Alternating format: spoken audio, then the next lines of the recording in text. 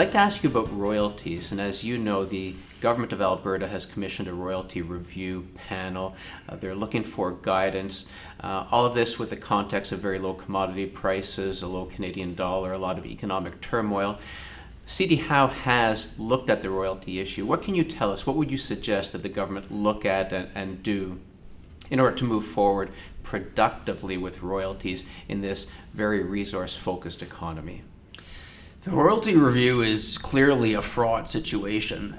There's a saying in the tax community that an old tax is a good tax, and there's a reason for that. People adapt to the regime that exists, and it's natural, especially when a government is thinking about or came into it thinking about raising more revenue from it, that the producers and potential producers are going to be concerned.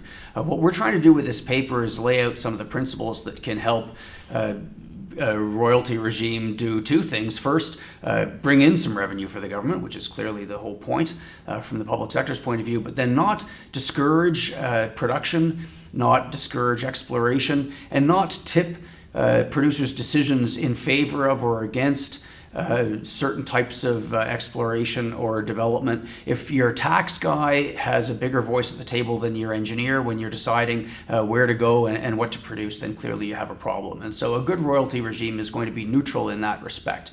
So our paper looks at the territory and surveys some practices internationally, and essentially what they recommend is a variation on a cash flow tax. There's more than one way of doing that, but essentially look at the revenues minus the expenses. If things aren't deductible right away, then allow them to be carried forward, perhaps with some interest. And basically, if you do that, you're trying to come up with a regime that's going to bring the revenue in, but is going to be neutral as regards the producer's decision.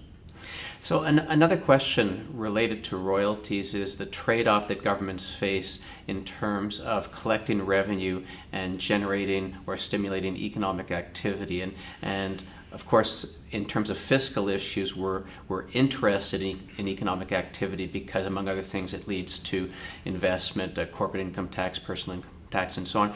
How does the government look at that trade-off, the royalties in terms of a revenue flow and the economic activity that leads to other benefits for the economy?